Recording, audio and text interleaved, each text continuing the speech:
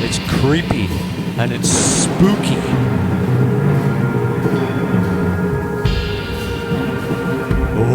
Oh, my name's Chris Quinlan and welcome to a spooky Melbourne Musos. Oh.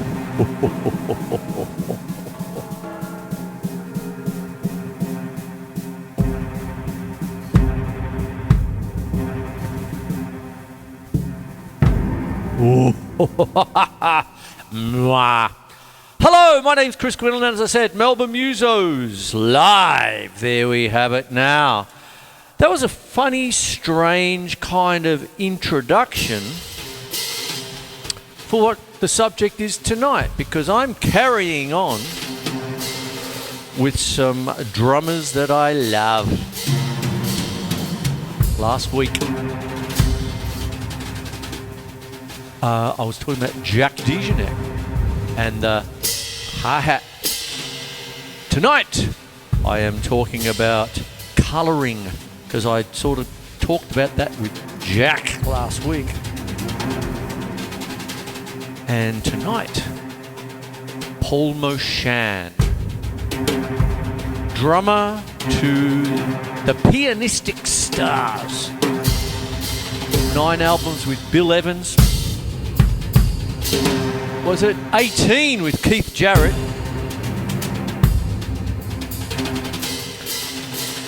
Chick Corea. And just one of the wonderful guys. He enthralled me with his brushwork, Paul Motian, and other things you hit drums with. And what I'm doing here, I might as well get into it a bit. The funniest thing is that I have strings. These are tremolo strings.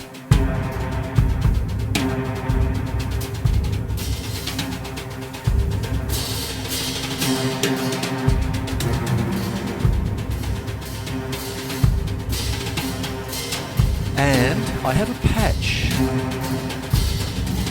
with a scale that I love to use. It's not completely out there, but it is the C, well, I'm using the C, but the overtone scale, which first came to my attention when I was a young lad adding guitar to the drums, and I had this love of the Mahavishnu Orchestra, and I bought their book, and in it was a whole bunch of scales that John McLaughlin used, the wonderful guitarist, still with us. And one was the overtone. So I tried it and I went, wow, what a sound. And I will explain that as well as we go along.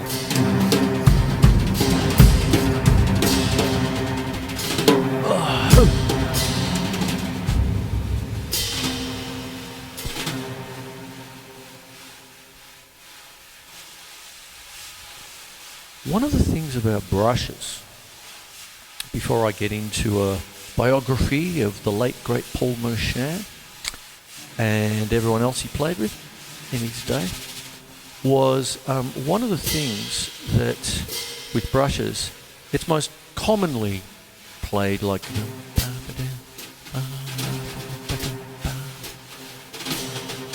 but one of the great things you sort of see with some people, and this has been happening for decades and decades, so it's certainly not new, is the simple act of playing two separate surfaces.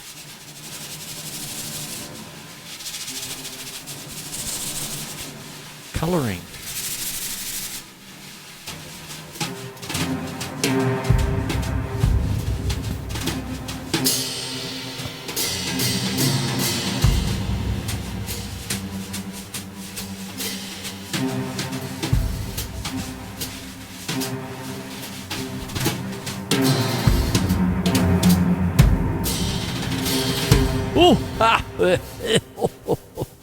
There we go. Oi, Paul Motian, wonderful drummer. Stephen Paul Motian, March 25th, 1931 to the November 22nd, 2011, was an American jazz drummer, percussionist, and composer of Armenian descent. He played an important role in freeing jazz drummers from strict timekeeping duties. Wacko. There you go. Motian first came to prominence in the late 1950s in the piano trio of Bill Evans, and later was a regular in pianist Keith Jarrett's band for about a decade, around about 1967 to 1976. The drummer began his career as a band leader in the early 1970s. Perhaps his two most notable groups were a long-standing trio with guitarist Bill Frisell and saxophonist Joe Lovano, as well as the electric bebop band, in which he worked mostly with younger musicians on interpretations of bebop standards. There you go. He was born in Philadelphia, Pennsylvania, and raised in Providence, Rhode Island. He was, as I said, he was of Armenian descent. After playing guitar in his childhood, like me, Motian began playing the drums at age 12, like me. Oh boy, eventually touring New England, not like me, in a swing band. During the Korean War, he joined the Navy. Motian became a professional musician in 1954 and briefly played with pianist Thelonious Monk. Now, I'll just stop there for a second. I've just named a little cross-section of the most famous pianists in jazz, and when you're starting to talk about the likes of a Thelonious Monk, a Bill Evans, a Keith Jarrett, a Chick Corea, you've got to wonder, what is it about the genius of Paul Motian that those kinds of musicians sought him out and wanted to play with him? As out as he got. Oh man, his thing was as a colorist. He became well known as the drummer in pianist Bill Evans' trio 1959 to 64, initially alongside bassist Scott LaFaro, who really sadly died in a car accident, and later with Chuck Israels. Subsequently, he played with pianist Paul Bley, another wonderful musician. 63 to 64, Keith Jarrett, as I said. Other musicians with whom Motian performed and or recorded in the early period of career included Lenny Tristano, Warren Marsh, Lee Kunitz, Joe Castro, Arlo Guthrie. Well, there you are. Motian performed briefly with Guthrie in 1968-69, including the Woodstock Festival. He's been everywhere, man. Carla Bley, Charlie Hayden, and Don Cherry. Motian subsequently worked with musicians such as Marilyn Crispell, Bill Frisell, Lenny Stern, Joe Lovano, Gonzalo Rubalcaba, Alan Pasqua, Bill McHenry, Stefan Oliver, Frank Kimbrough, Eric Watson. I didn't know all those names either. Anyway, there you go. And his relationship with ECM Records that I've been mentioning quite regularly because of the aforementioned Jack DeJohnette last week. All of this sort of business really gives way to the fact of that I'm going down the track. I'll come back to that. Going down the track of what I started off last year, although I've been doing it forever. I mean, as long as I've had this show, since 1995, I'm a name dropper. I will sit down and go through the history of all the famous people. And every now and again I do it on Friday. And I'll go, I've done that. I've done that one. I did that one in 2018. I did Ginger Baker in 2019. Bloody hell. And then, that kind of stuff. So what I wanted to do last year was start to really fill in a lot of gaps over the years. I mean, it's pretty easy. I mean, I could start again. I've said it. Every couple of years, I may as well just do that show again. There's a new generation. Anyway, but tonight, there's a little bit of continuity about it because I was talking about last week with Jack DeJohnette. the style of contemporary drumming where you're not necessarily always going to keep a strict beat. You're a colorist. There's a bit of a movement in the 50s and 60s where it sort of started and began. And it's a bit of a confusing one because it can be named a few things. But it's also called third streaming, at least when I was coming up. Where when you pull apart things like a ballad, the singers like Sarah Vaughan were famous for it. And it's almost like you put a pause, like a fermata at the end of every bar kind of thing. So it might take Sarah Vaughan 5 minutes just to get through round midnight, you know.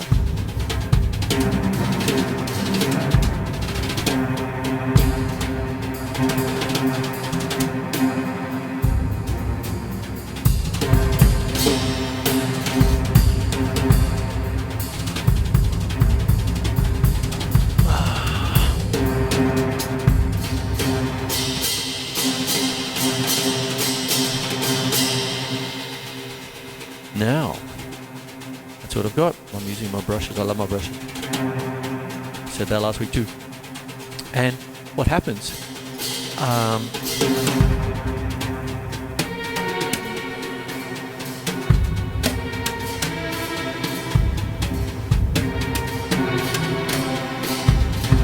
better start talking about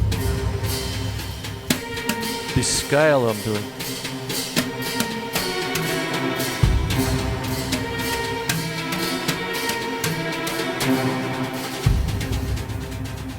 The overtone scale.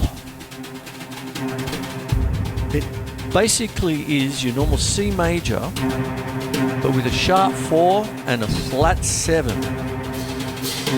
And it gives it this otherworldly kind of character. The sharp 4 gives it a kind of a Lydian kind of feel. And the flat 7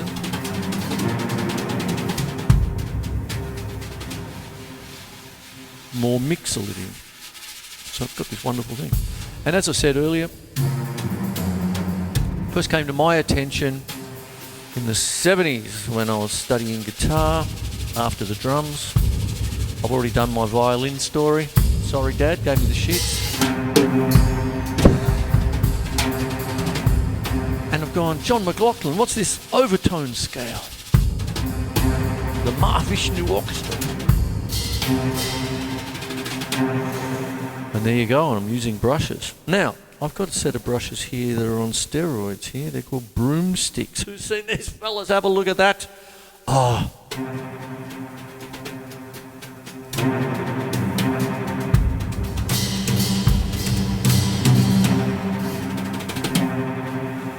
And the reason I pulled these out is one of the first times I actually saw Paul Motian. First thing, he had these big things, homemade broom things. He was doing this with Keith Jarrett.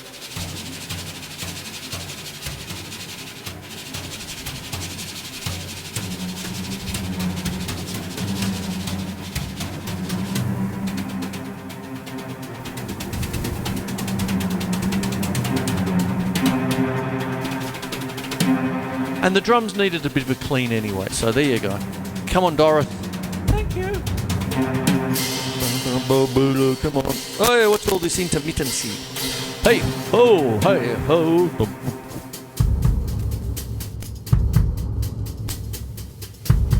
Check 1, 2.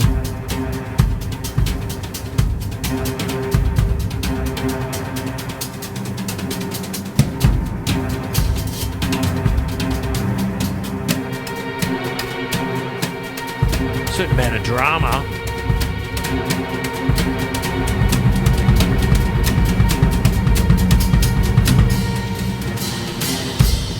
And then I can get their little brothers, which is a little bit more respectable. Oh.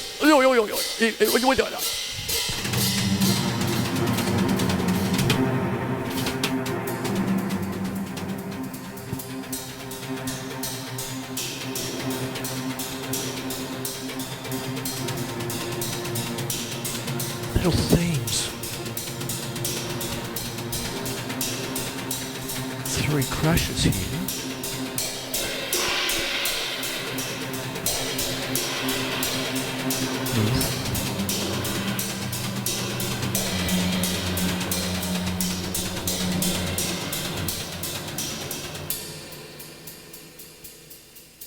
Now, because I'm doing this kind of stuff here. Shh, I'm drumming.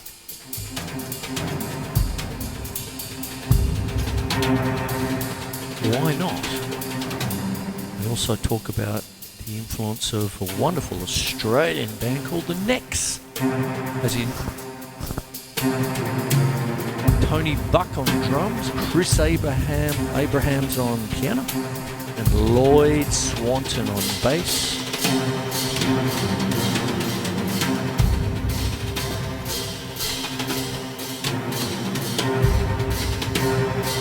Avant-garde, but a little bit more than that.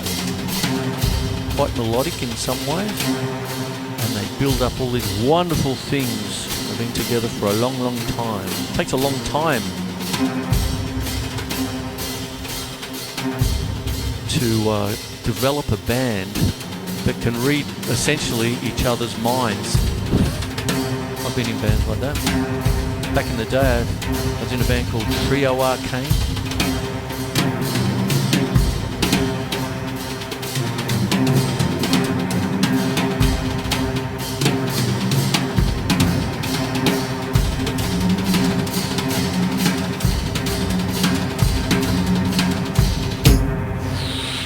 Then, what can start to happen is with all the things you hit the drums with. And then what can happen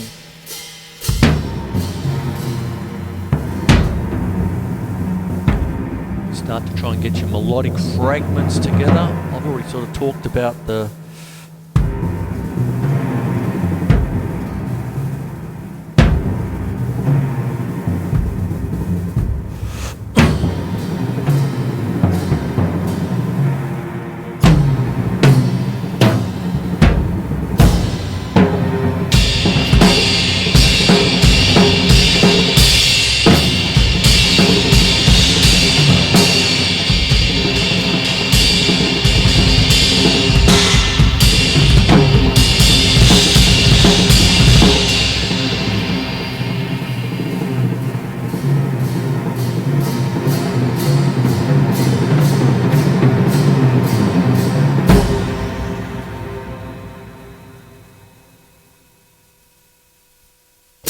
and I'll read a little bit more for you of the great man, Paul Motian. There we are.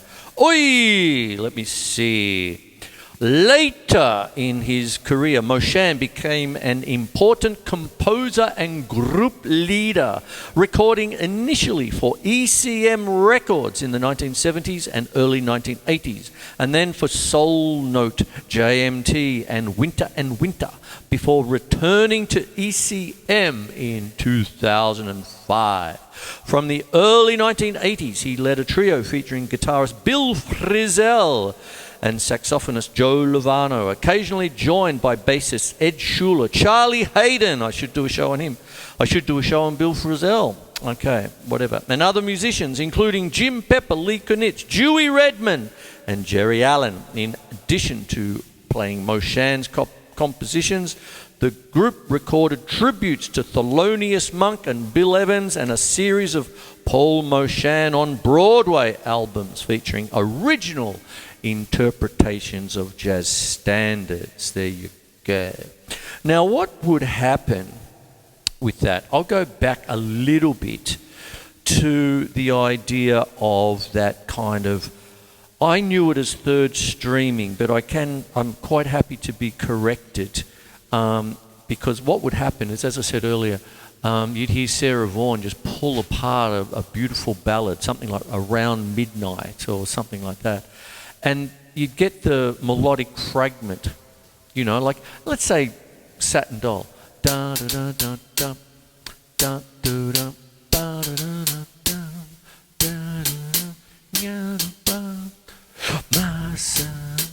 There it is.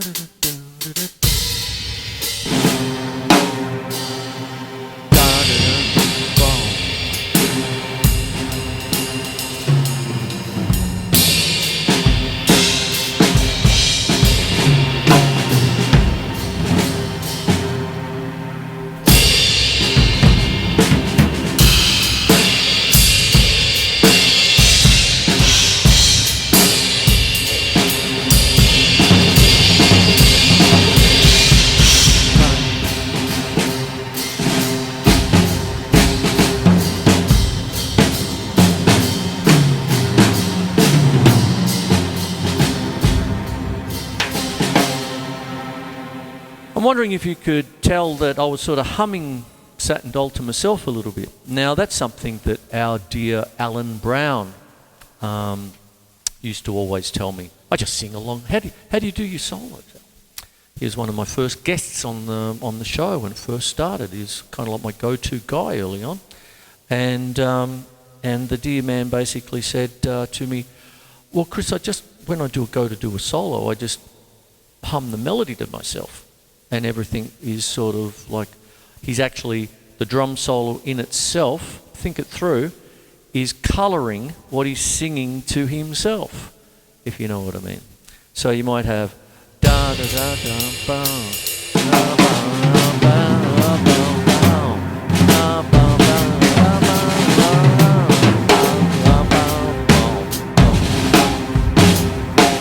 da da da da da da da.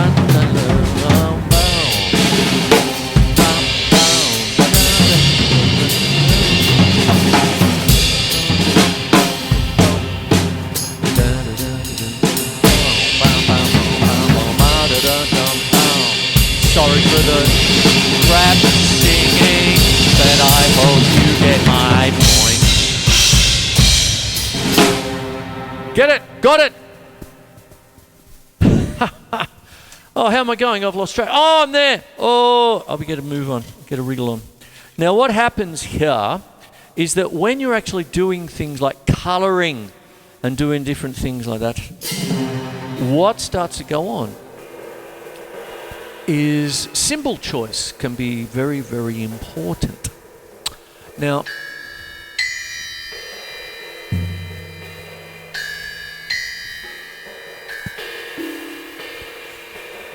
one of the little things, whenever I get asked by students, what symbol should I pick, and it goes into the nitty-gritty of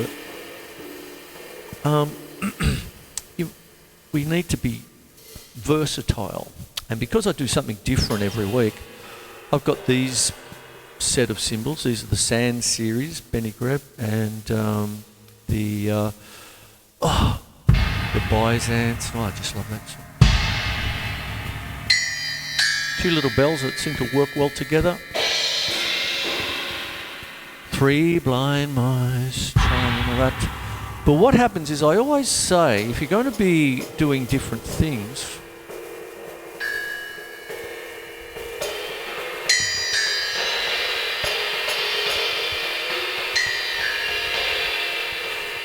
get a more ringy symbol, because then you can put what's known as symbol magnets, which are really just glorified fridge magnets.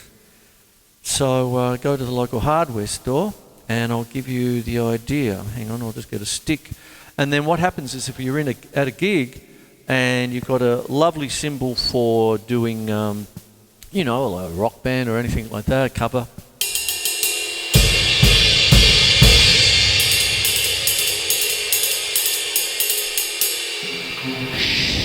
Want more ping, Get your fridge magnets, put them there. Have a listen to the difference. Oop. Off. On. Oop. There you go. Bit more gongy, you can adjust it, whatever you want to do. Especially something like that. Oh, I love that symbol too. Very ringy though. Oh, who ever heard of a 22-inch crash? See, look at the difference. Oh. So you go. Well, it falls off a cliff kind of thing. Now that can be quite important if you are needing to change the cymbal sound to suit the band that you're in, that kind of thing. It's a bit of a thicker ride there, it's a thinner ride. I sometimes swap them like that, but I better get a wriggle on. And the reason I wanted to bring up cymbals, because when we are talking jazz and colouring, cymbals are your friend. And I've done clinics in the past with the endorsements and all that sort of stuff. And it's a bit of a funny to be on the sidelines, looking at a fantastic drummer doing his stuff. But the cymbal rep is going, bloody hell, he's doing nothing but tom-tom. He hasn't hit one of our cymbals. It's got $4,000 worth of cymbals there. He hasn't hit one of them yet. Ultimate Drummers Day, 1998. So I better hit. Note to self, Chris, hit a few cymbals. Okay. So,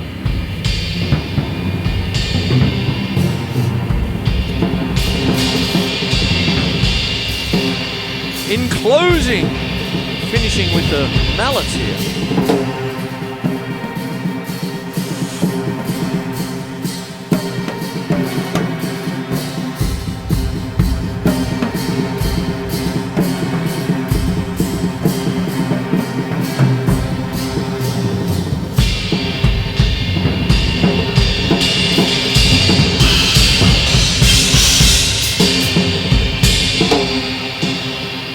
Okay, what have I done? Oh, colorization. Paul Motian, a Bion. The scale I was doing was overtone. Look it up. And things you hit drums with.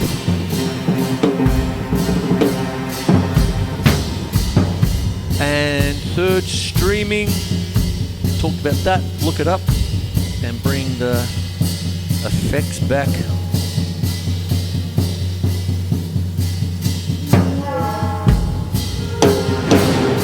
Ha ha ha ha ha.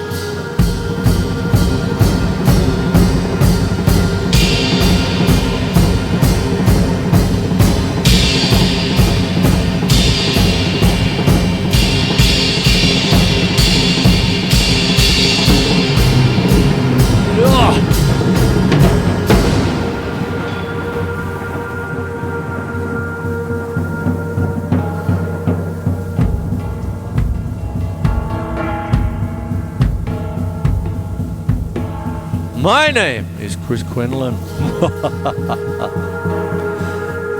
Melbourne Musos Live. I'll have this up for you very, very soon, and then on Channel 31, Wednesdays at 10:30, probably in about a fortnight. I'm a little bit ahead. I'm a good boy.